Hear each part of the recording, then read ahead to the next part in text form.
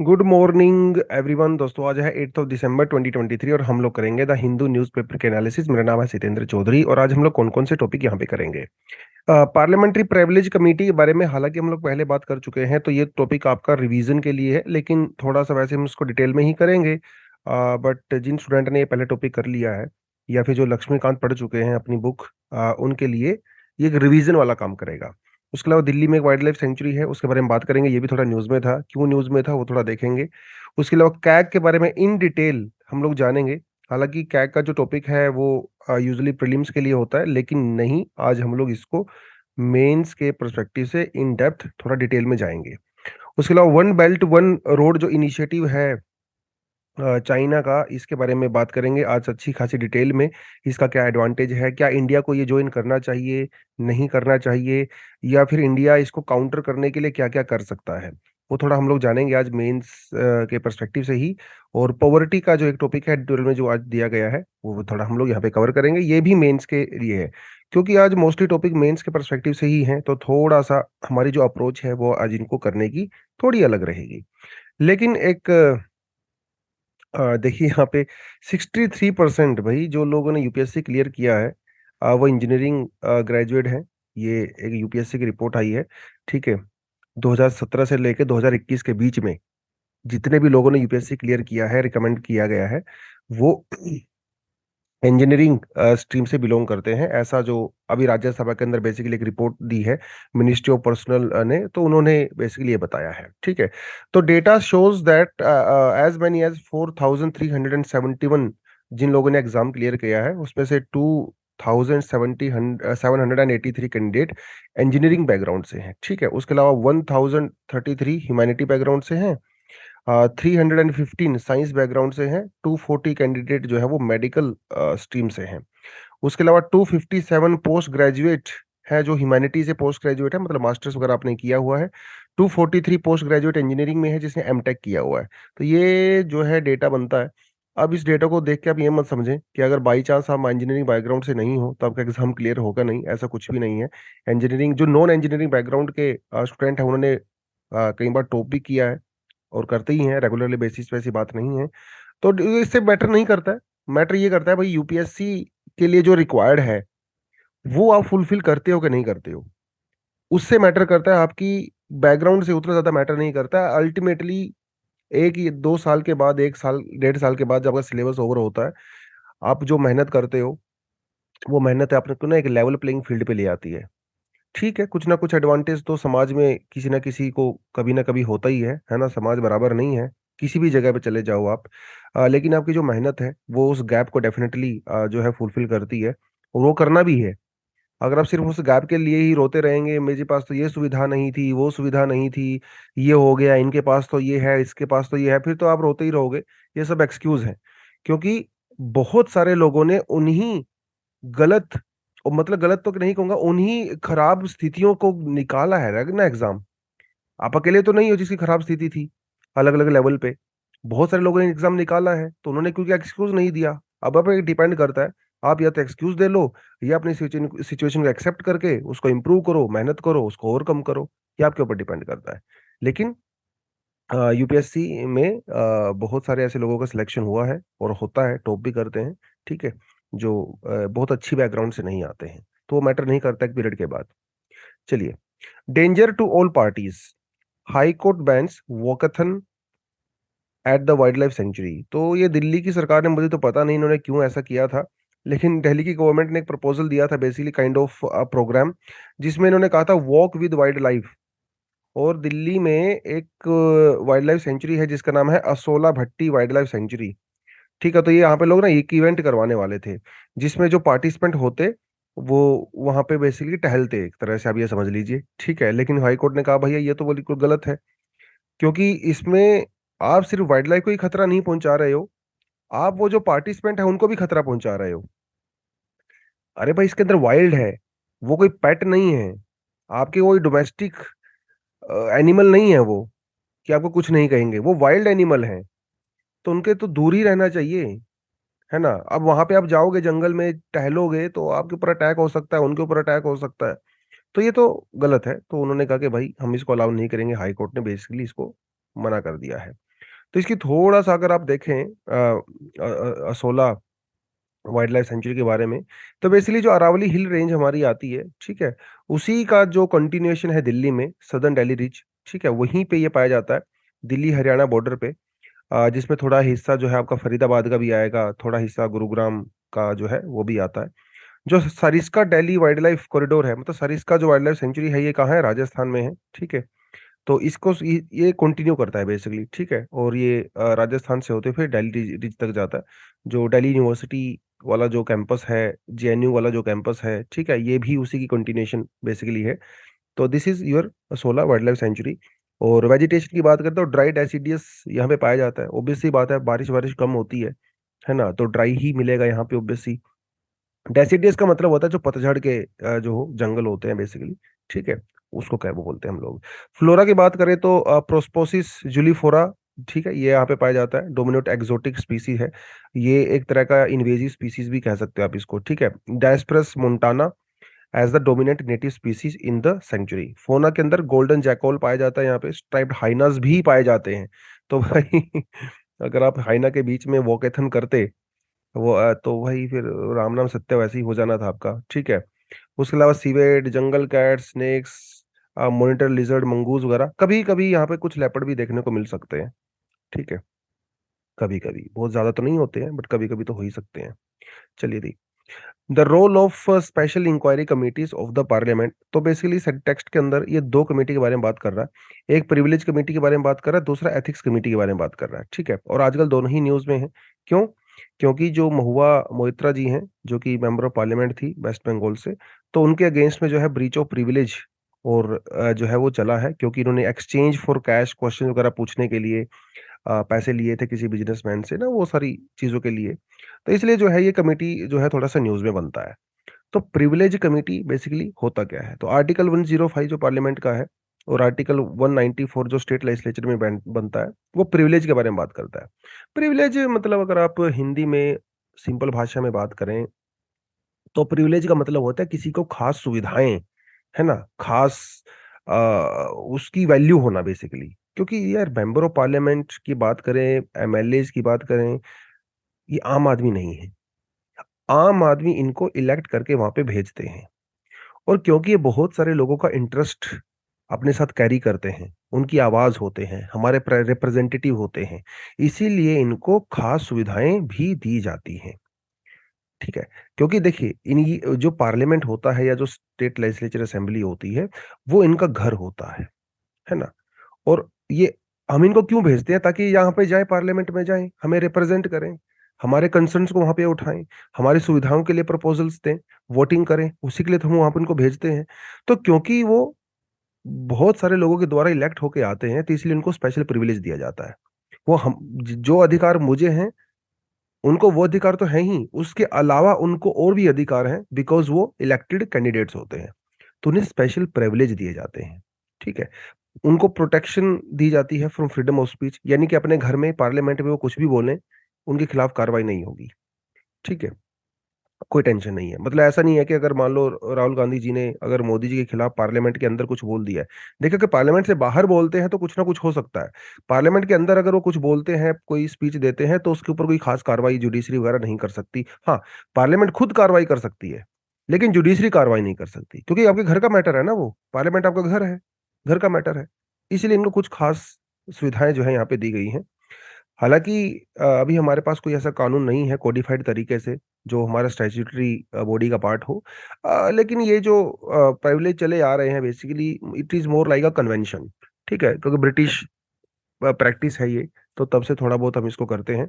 तो 5 source basically माने गए हैं प्रिविलेज के लिए: constitutional provisions, various laws of the parliament, various laws मतलब ये इनडायरेक्ट तरीके से हम लोग प्रिविलेज यहाँ पे करते हैं, खास प्रिविलेज को लेके हमारे पास कोई स्पेशल एक्ट नहीं है, स्पेशल नहीं है, ठीक है। दोनों हाउसेज के अलग अलग रूल होते हैं, राज्यसभा लोकसभा के रूल होते हैं, कन्वेंशंस वही पुरानी प्रथाएं चली आ रही हैं ब्रिटिश जमाने से, और कुछ जुडिशियल इंटरप्रिटेशन, ठीक है, जुडिशरी भी टाइम टू टाइम थोड़ा बहुत इंटरप्रेट करती है, क्योंकि कॉन्स्टिट्यूशन को इंटरप्रेट करना ही जुडिशरी का प्राइमरी काम होता है, साथ के साथ जस्टिस डिलीवर करना, तो ये सब किया जाता है। और कभी कभी कोई जब मेंबर ऑफ पार्लियामेंट उस प्रिविलेज को ब्रीच करता है, मतलब ऐसा बोलते हैं ना जैसे कि भाई के बाजू बाजू पकड़ उंगली पकड़ाई थी, आपने बाजू पकड़ लिया, है ना, मतलब आपको हल्की सी छूट दी थी, आप तो बिल्कुल सर पे चढ़ के बैठ गए। तो ब्रीच ऑफ प्रिविलेज का मतलब यही होता है कि भैया ठीक है, हम आपको प्रिविलेज दे रहे हैं, ठीक है, आपको प्रोटेक्शन दे रहे हैं हम लोग, लेकिन आप उस प्रोटेक्शन का ना मिसयूज मत करिए। अगर मिसयूज करोगे तो फिर ठीक है, आपको हम लोगों ने फ्रीडम ऑफ स्पीच दिया हुआ है, लेकिन फ्रीडम ऑफ स्पीच का मतलब ये नहीं आप गाली दोगे, ठीक है। तो इसीलिए अगर आप एक हद से ज्यादा अपने प्रिविलेज का यूज करते हो या उसका मिसयूज करते हो, तो आपके खिलाफ डेफिनेटली ब्रीच ऑफ प्रिविलेज के अंदर में कार्रवाई हो सकती है, और आपको जो है पार्लियामेंट के रूल के अंदर आपको पनिश भी किया जा सकता है, जैसे मोइत्रा जी का भी ये जो यहाँ पे सिनेरियो चल रहा है, ठीक है। ठीक है, आपको फ्रीडम थी, लेकिन अब फ्रीडम का मतलब ये नहीं है किसी से पैसे लोगे और फिर पार्लियामेंट में क्वेश्चंस वगैरह पूछोगे, तो वो वायलेशन है एथिक्स कमेटी का भी, ठीक है। तो ये बेसिकली उन्होंने कहा है। तो पार्लियामेंट की जरूरत क्यों है, ये मैंने आपको बता ही दिया अभी, पूरा जो मैंने आपको बताया। तो लीगल एक्शन से बचने के लिए ऑब्वियस ही बात है, अगर छोटी छोटी बात में अगर कोई मेंबर ऑफ पार्लियामेंट पार्लियामेंट में कुछ बोलेगा कोई, और उसको खिलाफ एक्शन होगा, तो भैया वो बोल ही नहीं पाएगा, है ना। तो अपोजिशन में तो काम ही होता है, जो पॉलिटिकल पार्टी पावर में होती है ना, उसके उसको क्रिटिसाइज करना। अगर क्रिटिसिज्म के नाम पे उनको कानून अगर लेके चले जाएंगे हर बार, तो फिर तो दिक्कत हो जाएगी, इसलिए उनको प्रोटेक्शन दिया जाता है, तो ये जरूरी भी है ना। एक्सेस टू इन्फॉर्मेशन, बहुत बार जो हमारे मेंबर ऑफ पार्लियामेंट होते हैं वो क्वेश्चंस वगैरह जब पूछते हैं, तो उन्हें बहुत सारे डॉक्यूमेंट की रिक्वायरमेंट होती है ना, अपने तरीके से कार्रवाई करने के लिए, क्वेश्चनर बनाने के लिए, डॉक्यूमेंट तैयार करने के लिए, तो उसके लिए उनको इन्फॉर्मेशन चाहिए होती है, जो कि उनको अवेलेबल कराई जाती है। तो जो इन्फॉर्मेशन मुझे और आपको अवेलेबल है, उससे ज्यादा इन्फॉर्मेशन उनको अवेलेबल होती है, ठीक है। आरटीआई के तहत हम लोग बहुत बार इन्फॉर्मेशन नहीं ले सकते, लेकिन मेंबर ऑफ पार्लियामेंट ले सकते हैं, ठीक है। तो ये सब चीजों के लिए पार्लियामेंट्री प्रिविलेज की डेफिनेटली रिक्वायरमेंट होती है। और हमारे यहाँ पे दो तरह के प्रिविलेज होते हैं, एक कलेक्टिव प्रिविलेज होता है और एक इंडिविजुअल प्रिविलेज होता है। कलेक्टिव प्रिविलेज मतलब जब सारा हाउस जो होता है, उसकी एक जिम्मेदारी होती है ना, एक पूरे घर की जिम्मेदारी होती है। उस घर के अंदर जो इंडिविजुअल पर्सन होते हैं उनकी जिम्मेदारी अलग होती है ना, कि भाई घर के झगड़ा जो है ना, अपने अपने घर को ना आप अपनी सिस्टमेटिक तरीके से रखिए, अपने घर के झगड़े को अपने पड़ोस में मत लेके जाइए, तो ये आपकी पूरे घर की जिम्मेदारी है। लेकिन घर के अंदर आपकी इंडिविजुअल भी जिम्मेदारी है, फादर की अलग है, मदर की अलग है, आपकी अलग है, दादी की अलग है ना। तो अलग अलग जिम्मेदारियां भी हैं, किसी से ऊंची आवाज में बात नहीं करना है, वो सब चीजें इंडिविजुअल की हम लोग जब बात करते हैं। तो इंडिविजुअल प्रिविलेज जो दिया गया है यहाँ पे हमारे रिप्रेजेंटेटिव्स को, यही है कि भाई अगर कोई पार्लियामेंट्री सेशन चल रहा है, तो उसके 40 दिन से पहले और 40 दिन बाद, ठीक है, आपके खिलाफ कोई सिविल केस नहीं होगा। क्रिमिनल केस तो हो सकता है, मतलब ऐसा नहीं है कि मर्डर कर दिया किसी का आपने, ठीक है, किसी की टांग तोड़ दी आपने, किसी का मुंह तोड़ दिया, लड़ाई कर ली किसी से आपने, झगड़ा कर लिया, तो क्रिमिनल चार्ज तो होगा, लेकिन सिविल चार्ज नहीं होगा, ठीक है। मतलब कोई टैक्स फ्रॉड वगैरह आपने कर दिया बाई चांस, ठीक है, क्योंकि सिविल के अंदर आता है, वो सब नहीं होगा। तो ये कुछ आपको प्रोटेक्शन दी जाती है। उसके अलावा जो कलेक्टिव रिस्पॉन्सिबिलिटी की बात करें, तो ये वही है कि freedom of press to publish true reporting of the parliamentary proceedings, but this does not in the case of the secret sitting, है ना। तो पार्लियामेंट की बहुत बार सीक्रेट सिटिंग भी होती है, कब होती है, कैसे होती है, क्यों होती है, वो हमें ज्यादा नहीं पता, क्योंकि वो सीक्रेट होती है, ठीक है। तो उस केस में वहां पे मीडिया पर्सन अलाउ नहीं होते हैं। यूजली पार्लियामेंट के अंदर मोस्टली जो कार्रवाई में मीडिया पर्सन अलाउ होते हैं, क्योंकि पार्लियामेंट जो है वो ट्रांसपेरेंट होती है मोर और लेस। लेकिन कभी कभी जब सीक्रेट मीटिंग होती है, तो there is no media allowed, तो ये उसका प्रिविलेज ही तो है ना, टोटल प्रिविलेज है, कलेक्टिव प्रिविलेज है। तो ये सब जो है वहां पे देखा जाता है, ठीक है जी। चलिए, नेक्स्ट टॉपिक क्या कहता है, Kejriwal recommends CAG the controller and auditor general of India to audit the Jal board account. तो उनका कहना है कि भैया शायद जल बोर्ड में कुछ गड़बड़ हो रही है, इसलिए कैग उसको ऑडिट करे, तो इसलिए जो है कैग थोड़ा न्यूज में है। कैग के बारे में आपको अच्छे से पता ही होगा, है ना, controller and auditor general of India, जो यूके का, मतलब यूके से ही हम लोगों ने इस ऑफिस को लिया है, ऑफ कोर्स ब्रिटेन से हम लोगों ने इसको लिया है, जब वो हमारे कॉलोनियल मास्टर्स हुआ करते थे तब ये प्रैक्टिस चली थी। लेकिन यूके का कैग थोड़ा सा डिफरेंट होता है, और इंडिया का कैग एक्चुअली यूके से थोड़ा डिफरेंट होता है। वहां का जो कैग है ना, वो कंट्रोलर भी है और ऑडिटर भी है। इंडिया का जो कैग है वो मोस्टली वो ऑडिटर है, वो कंट्रोलर नहीं है। समझे, नाम के अंदर तो कंट्रोल लिखा हुआ है, लेकिन एक्चुअली में है नहीं। यूके में एक्चुअली में है, मतलब कैसे आप कह सकते हो, जैसे यूके में क्या होता है जो सरकारी खजाना है, पब्लिक एक्सचेकर है, उसमें से एक भी रुपया आप कैग की अप्रूवल के बिना नहीं निकाल सकते हैं। इंडिया में तो निकाल सकते हो। हाँ, इंडिया में पैसा निकालने के बाद उसका ऑडिट कैग करता है। वहां पे पैसा निकालने से पहले अप्रूवल वो कैग देता है। तो बेसिक बेसिक दोनों में ये फर्क होता है। और ये पूरी तरह से इंडिपेंडेंट अथॉरिटी होती है हमारी, है ना, अंडर कॉन्स्टिट्यूशन ऑफ इंडिया। और इसका जो ऑफिस है वो काफी पहले शुरू हुआ था, 1858 में, जब 1857 को जो रिवोल्ट हुआ था उसके बाद इसका एस्टेब्लिश किया गया था एज अकाउंटेंट जनरल के तौर पे, एजी, ठीक है, तौर पे किया गया था। और 1860 के अंदर जो सर एडवर्ड ड्रमंड थे, वो इंडिया के पहले ऑडिटर जनरल उनको अपॉइंट किया गया था। 1866 के अंदर इसका नाम चेंज कर दिया गया। एजी का नाम हम लोगों ने कंट्रोलर और जनरल ऑफ इंडिया कर दिया गया। ठीक है, सीजीए, सीजीए कर दिया गया। फिर 1884 में हम लोगों ने इसका नाम फिर से रखा, चेंज कर दिया, controller and auditor general of India, CAG. तो ठीक है, तो ये बनता है पूरी तरह से कैग। 1919 से पहले ये ऑलमोस्ट गवर्नमेंट के कंट्रोल में हुआ करता था, लेकिन 1990 उनका जो गवर्नमेंट ऑफ इंडिया एक्ट जो पास किया गया था, जिसे माउंटेन चैम्प्स बोर्ड भी कहते हैं, उसमें फिर इसको थोड़ा इंडिपेंडेंस दे दी गई थी, सरकारी काम से अलग। क्योंकि सरकार काफी ज्यादा इसके अंदर इंटरफेयर करती थी काम में, तो उन्होंने इसको अलग कर दिया और प्रॉपर कानून बना दिया, सेपरेट कर दिया। 1935 में हम लोगों ने इसको थोड़ी और पावर दे दी, कैग को। जो प्रोविंस से थे, मतलब जो स्टेट्स थे, उनके अकाउंट वगैरह को भी ये ऑडिट कर सकता था। फिर धीरे धीरे जब इंडिया आज़ाद हुआ भाई, उसके बाद 1958 में जम्मू कश्मीर के अंदर भी कैग का जुरिस्डिक्शन बढ़ा दिया गया। अ, लेकिन 1976 के अंदर कैग को अकाउंटिंग फंक्शन से मुक्त कर दिया गया। तो एक्चुअली 1976 से पहले अकाउंट बनाया भी करता था, अकाउंट ऑडिट भी किया करता था। लेकिन फिर इंदिरा गांधी ने कहा कि नहीं भाई, ठीक है, आप सिर्फ ऑडिट करिए, अकाउंट बनाने का काम आपका नहीं है, तो इनको यहाँ से फ्री कर दिया गया। तो ये थोड़ी जर्नी रही कैग की। और अगर कॉन्स्टिट्यूशनल प्रोविजंस की बात करें तो बहुत सारे हैं। ये तो पूरा लक्ष्मीकांत, अगर आपकी बुक है जो पॉलिटी वाली स्टैंडर्ड बुक, ठीक है, वहां से भी आप रेफर करिए। और मैं तो आपको रिकमेंड करता हूँ कि यहाँ पे आप ये जो स्टैटिक पोर्शन होता है इसको सिर्फ सुनिए एज अ रिवीजन के तौर पे। आपके जो नोट्स हैं, क्लास नोट्स या आपने जो खुद बनाए हैं या जो स्टैंडर्ड बुक्स हैं, वहां से इस कंटेंट को ज्यादा प्रेफर करें। जो करंट अफेयर वाला पार्ट है वो डेफिनेटली आप यहाँ से करें। स्टैटिक वाला पोर्शन यहाँ पे सुने, रेफर उसको करें। ठीक है, तो आर्टिकल 148 अपॉइंटमेंट की बात करता है, 49 ड्यूटीज पावर्स की बात करता है। ठीक है, तो ये सब है। उसके अलावा 6 शेड्यूल के अंदर भी कैग की बात कही गई है, तो ना ध्यान रखना एग्जाम में, ये बड़ा इंपॉर्टेंट पॉइंट है। एग्जाम में अगर आपसे पूछे विच of the following articles of the schedule talk about the controller and auditor general of India, तो उसके अंदर सिर्फ ये आर्टिकल ही फोकस नहीं करने हैं, बल्कि थर्ड शेड्यूल, ठीक है, और 6 शेड्यूल, ये दोनों में भी कैग के बारे में बात कही गई है। ये इंपॉर्टेंट पॉइंट है। एग्जाम में अगर आएगा तो ये मुझे लगता है आप कंफ्यूज हो जाओगे, तो नहीं होना आपने। ठीक है, फंक्शंस वगैरह की बात करें, अभी हम लोगों ने देख ही लिया है। तो जो हमारा कंसोलिडेटेड फंड ऑफ इंडिया है, कैग सिर्फ इसको ही ऑडिट नहीं करता है भैया। ठीक है, ये हर स्टेट के कंसोलिडेटेड फंड और यूनियन टेरिटरी के कंसोलिडेटेड फंड को भी ऑडिट करता है। इतना ही नहीं, जो कंटिजेंसी फंड ऑफ इंडिया है उसके एक्सपेंडिचर को भी ऑडिट करता है। जो पब्लिक अकाउंट ऑफ इंडिया है उसके एक्सपेंडिचर को भी ऑडिट करता है। जो हर स्टेट का कंटिजेंसी और पब्लिक अकाउंट है उसको भी ऑडिट करता है।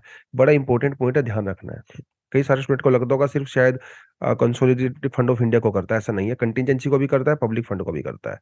उसके अलावा जो trading, manufacturing, profit loss account वगैरह, बैलेंस शीट होता है गवर्नमेंट कंपनीज वगैरह का, जो डिपार्टमेंट्स हैं उनको भी करता है।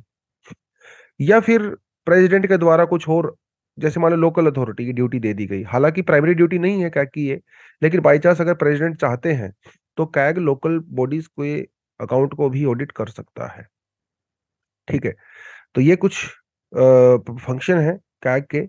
उसके अलावा ये जो रिपोर्ट होती है कैग की हर साल, ये जो सेंटर के अकाउंट है वो प्रेसिडेंट के पास जाती हैं, और जो स्टेट के अकाउंट्स की ऑडिटिंग रिपोर्ट है वो गवर्नर के पास जाती है। फिर बाद में प्रेसिडेंट साहब उसको राज्यसभा, लोकसभा, दोनों हाउसेज में रिप्रेजेंट करते हैं, उसी तरह से गवर्नर भी करते हैं। तो बेसिकली जो पब्लिक अकाउंट कमेटी होती है हमारी पार्लियामेंट की, जैसे प्रिविलेज कमेटी होती है, एथिक्स कमेटी होती है, ऐसी पब्लिक अकाउंट कमेटी भी होती है।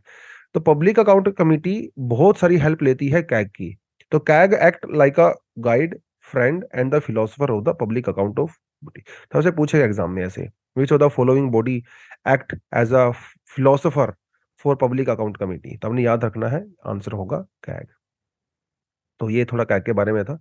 कैग की इंपॉर्टेंस के बारे में बात करें तो यस, ट्रांसपेरेंसी अकाउंटेबिलिटी इंश्योर करता है, सेपरेशन ऑफ पावर को इंश्योर करता है, गुड गवर्नेंस को प्रमोट करता है, सस्टेनेबल फ्यूचर को आगे बढ़ाता है, क्योंकि कैग ना यूनाइटेड नेशन की भी हेल्प लेता है ऑडिट वगैरह करने के लिए। ठीक है, तो ये थोड़ा सा लोकल गवर्नमेंट के अकाउंट को ऑडिट करता है, तो जो गवर्नेंस है, डिसेंट्रलाइजेशन है, उसको भी प्रमोट करता है।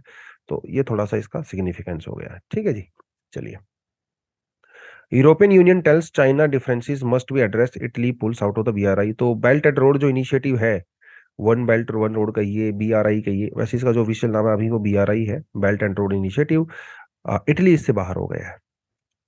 ठीक है, तो ये एक बहुत बड़ी डेवलपमेंट है वैसे तो। आजकल इटली इंडिया के काफी क्लोज भी चल रहा है।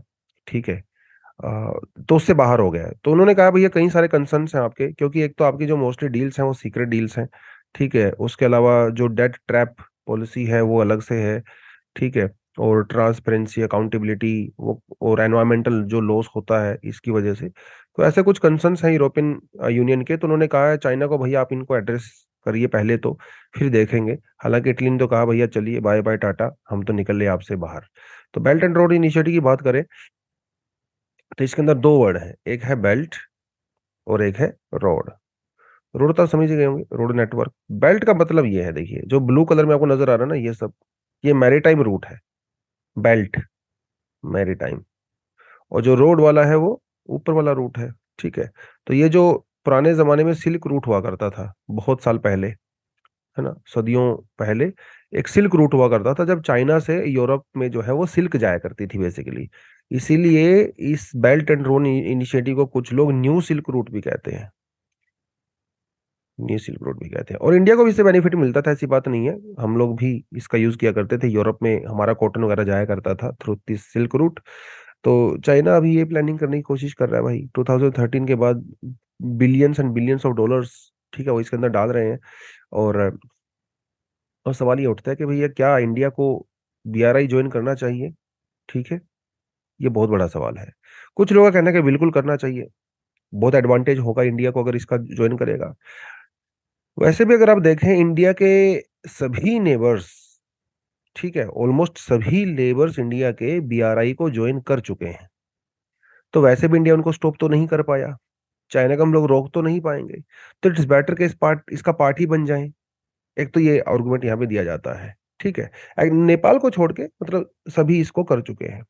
तो अगर इंडिया इसको ज्वाइन नहीं करता है तो कहीं ना कहीं इंडिया साउथ एशिया के अंदर एक आइसोलेटेड नजर आता है। तो being a part of a responsible neighbour, है ना, हमें इसे ज्वाइन करना चाहिए, क्योंकि इससे कनेक्टिविटी बढ़ेगा पूरे साउथ एशिया में, और इंडिया को डेफिनेटली इकोनॉमिकली बहुत बेनिफिट जो है इससे मिलेगा। और म्यूचुअल बेनिफिट भी होगा। देखिए अगर इंडिया किसी चाइना के इनिशिएटिव का पार्ट बनता है, या चाइना इंडिया के किसी इनिशिएटिव का पार्ट बनता है, तो ये दोनों के बीच में ट्रस्ट डेवलप करता है ना। और एक बार ट्रस्ट अगर होगा तो पूरे दुनिया में सिग्नल जाएगा कि दो ऐसी पावर्स आपस में एक दूसरे पर भरोसा करती हैं, और हमारे ट्रेड भी बढ़ेगा, इन्वेस्टमेंट बढ़ेगा, और पूरे साउथ एशिया के अंदर, इंडियन ओशन के अंदर शांति का माहौल बनेगा। राइट। और माने या ना माने, चाइना हमसे बहुत बड़ी इकोनॉमी है भैया, उसके पास रिसोर्सेज है, टेक्नोलॉजी है, इंडिया को रिसोर्सेज की रिक्वायरमेंट है। तो अगर हम लोग चाइना का पार्ट बनते हैं तो डेफिनेटली इंडिया के अंदर चाइना से इन्वेस्टमेंट भी आएगा, टेक्नोलॉजी भी आएगा, वो सारी चीजें आएंगी।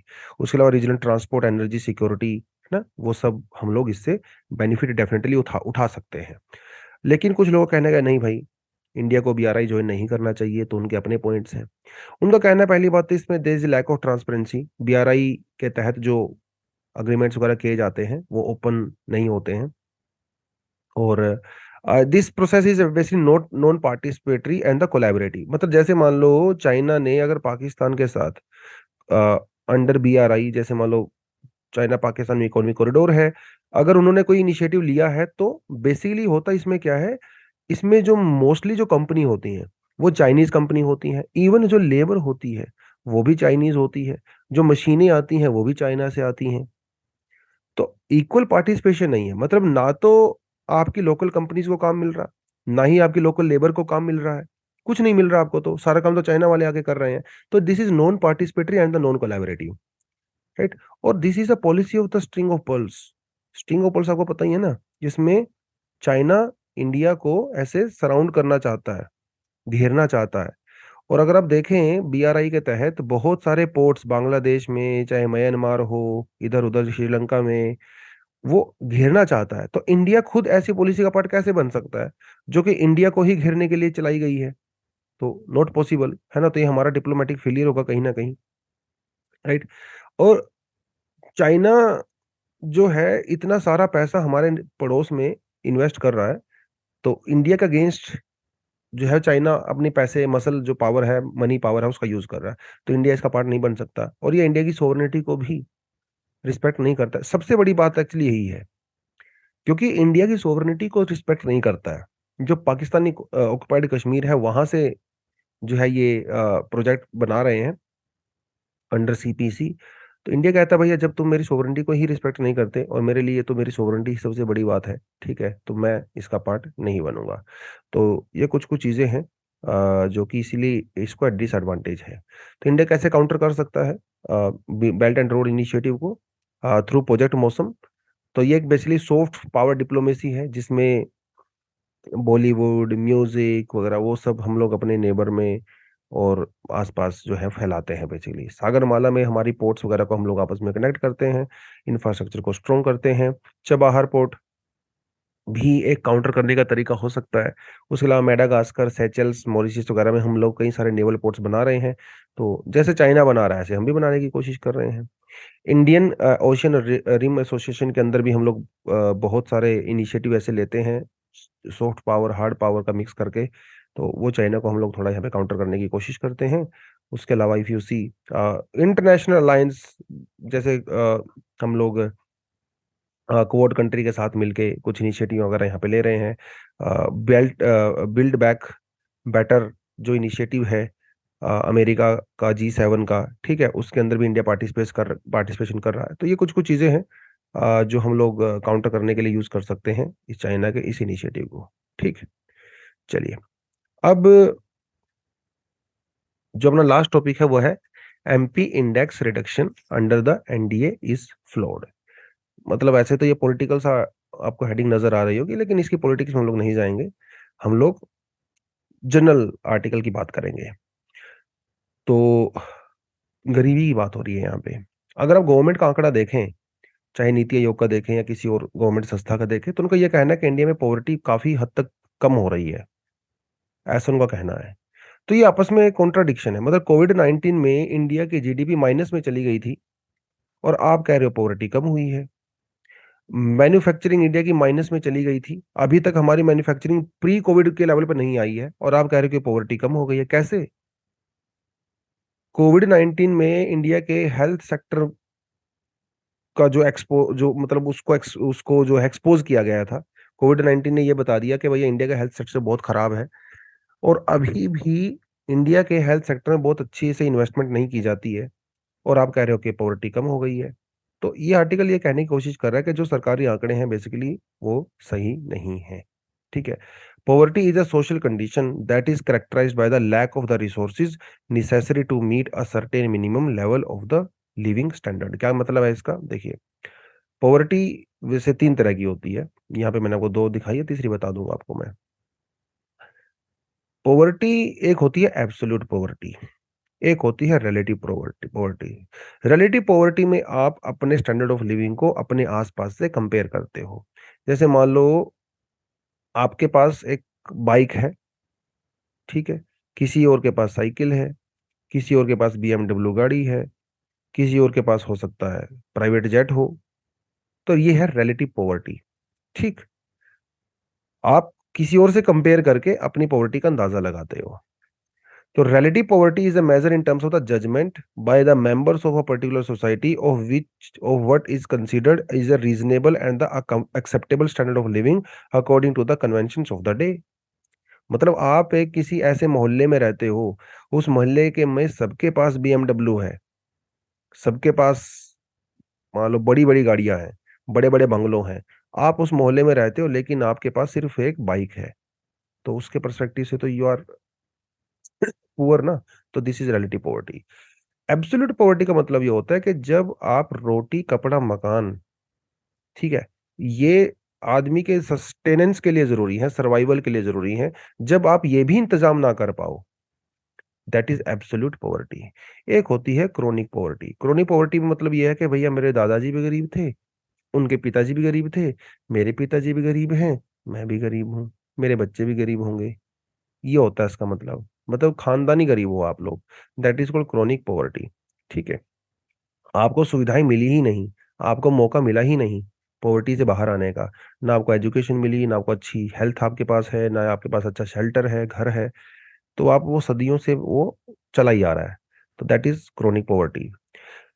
अब poverty is a great enemy to human happiness. Obvious सी बात, अब ये गरीब आदमी खुश नहीं रह सकता, थोड़ा पेट में खाना चाहिए, है ना, सर के ऊपर छत चाहिए, थोड़ी मिनिमम रिक्वायरमेंट तो होती है, तभी आदमी खुश रह सकता है। अब ये कहना कि पेट में मैं 3 दिन से भूखा हूं मैं खुश रहूंगा, तो ये ऐसा तो नहीं होता है ना। और पॉवर्टी की वजह से ना आपकी लिबर्टी डिस्ट्रॉय होती है। सीधी सी बात है, आप कहीं पढ़ना चाहते हो, आप पढ़ नहीं पा रहे हो। आप ये सामान खरीदना चाहते हो, खरीद नहीं पा रहे हो।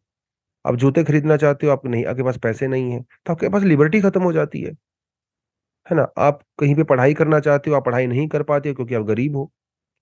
आप यूपीएससी की तैयारी करना चाहते हो, आप नहीं कर पाते क्योंकि आप गरीब हो। तो आपकी लिबर्टी खत्म हो जाती है अगर आप गरीब होते हो। बहुत सारी चॉइसेस लाइफ में ऐसी होती हैं जो आप कर ही नहीं पाते। आप करना चाहते हो लेकिन कर नहीं पाते, आपका टैलेंट भी है, आप करना भी चाहते हो, इरादा भी है, लेकिन कर नहीं पाते क्योंकि गरीब हो। तो गरीबी बहुत बड़ा अभिशाप होती है। तो आर्टिकल ये कहता है कि ये जो गरीबी है वो सिर्फ हम लोग पैसे के पर्सपेक्टिव से नहीं देखेंगे।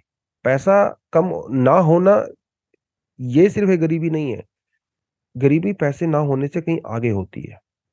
तो जो यूएनडीपी की जो रिपोर्ट आती है, ठीक है, ह्यूमन डेवलपमेंट इंडेक्स हम लोग उसमें करते हैं, तो 3 चीजें होती हैं जिसके बेसिस पे बेसिकली हम लोग कहते हैं कि पोवर्टी देखी जाती है। हेल्थ के लेवल पे, एजुकेशन के लेवल पे और पैसे के लेवल पे, पर कैपिटा इनकम आपकी जो है, ये ह्यूमन डेवलपमेंट इंडेक्स, इसको हम लोग करते हैं। और अभी हुआ ये कि यूनाइटेड नेशन डेवलपमेंट प्रोग्राम का जो मल्टी डायमेंशनल पॉवर्टी इंडेक्स है, उसको ही कॉपी करके नीति आयोग ने इंडिया में अलग अलग स्टेट्स में मल्टी डायमेंशनल पॉवर्टी इंडेक्स निकालना शुरू किया, जो कि यूएनडीपी की कॉपी पेस्ट है। तो हमने लोकल लेवल पे इसको करना शुरू किया। और ये इंडिया का जो लोकल नीति आयोग का एमपीआई है, वो ये दिखाता है, जो अभी 2023 की रिपोर्ट आई है, कि इंडिया में 2015 से लेके 2021 के बीच में जो पॉवर्टी है वो 25% से 15% कम हुई है। ठीक है, मतलब 24.85 से 14.96%, मतलब 10% इंडिया में गरीबी कम हुई है 2015 से लेके 2021। अरे भाई, इसमें आप कोविड भी तो निकालो ना यार, मतलब कोविड वोविड का कोई फर्क नहीं है, आपकी गरीबी कम हुई है, ये जो है सरकारी आंकड़े का कहना है। और इस कोविड में आपकी इकोनॉमी माइनस में चली गई, आपकी मैन्युफैक्चरिंग ठप हो गई, सर्विस सेक्टर भी काम नहीं कर रहा था, जबकि ये होते हुए भी आपने पॉवर्टी कम किया है। अगर बाई चांस कोविड ना आता, तो आप तो ये कह देते कि इंडिया में पॉवर्टी सिर्फ 5% रह गई है, 10% और भी कम कर देते। ठीक है, तो ये बेसिकली इस आर्टिकल का बताने की कोशिश कर रहा है कि ये सही नहीं है जो सरकारी आंकड़े हैं। हालांकि इतने गलत भी नहीं होंगे, लेकिन इतने भी सही नहीं है जितने दिखा रखे हैं। उसका एक एग्जाम्पल इन्होंने दिया है, और ये कहते हैं जैसे मल्टी डायमेंशनल पॉवर्टी इंडेक्स जो इंडिया में काउंट किया गया है, वो नेशनल फैमिली हेल्थ सर्वे 4 और नेशनल फैमिली हेल्थ सर्वे 5, ठीक है, इनके बेसिस पे किया गया है। लेकिन नेशनल जो हेल्थ सर्वे 5 है, उसके जो डेटा है वो खुद फ्रॉड है, और गवर्नमेंट ने इस बात को खुद माना है कि उसके अंदर जो डेमोग्राफिक डेटा था वो काफी गलत था। इवन जिस पर्सन जो हेड था, जो पर्सन थे नेशनल फैमिली हेल्थ सर्वे 5 के जो हेड थे, उनको सरकार ने हटा दिया, सस्पेंड कर दिया, क्योंकि ये डेटा जो है फ्रॉड था। सरकार ये तो मान रही है डेटा फ्रॉड था, उसके बावजूद भी हर सरकारी डॉक्यूमेंट में सरकार उसी डेटा को यूज कर रही है। ऐसा इस आर्टिकल का क्लेम है। जैसे open defecation data, national family health survey कहता है कि इंडिया में mostly India open defecation free हो चुका है, लेकिन ऐसा तो नहीं है। ग्राउंड पे आप जाके देखें तो ओपन डेफिकेशन अभी बहुत जगह होती है, हालांकि काफी कम है अगर आप 5-10 साल से पहले कंपेयर करो, फिर भी होती तो है। लेकिन नेशनल फैमिली हेल्थ सर्वे कह रहा है कि no no, there is no open defecation. तो ये कुछ जो है गड़बड़ यहाँ पे जो डेटा में हुई है उसको ही ध्यान में रखते इन्होंने कहा है कि भाई सही नहीं है, ठीक है। तो इंडिया में पॉवर्टी कई तरह से मेजर की जाती है, ठीक है। एक पॉवर्टी लाइन हमारे पास यहाँ पे है, और ये पॉवर्टी लाइन का मतलब ये है कि मिनिमम लेवल ऑफ इनकम, एक मिनिमम लेवल ऑफ जो इनकम होती है उससे कम आपकी इनकम होती है तो आप पॉवर्टी लाइन के अंदर चले जाते हो, ठीक है। और कई तरीके से पॉवर्टी मेजर की गई इंडिया में over a period of time. Lakdawala committee हम लोगों ने बनाई, तेंदुलकर कमेटी हम लोगों ने बनाई, ठीक है। सी रंगाराजन कमेटी जो काफी इंपॉर्टेंट है, 2012 में हम लोगों ने इसको बनाया था। तो आज के लिए इतना ही है। Thank you very much, all the best. जय हिंद, जय जवान, जय किसान।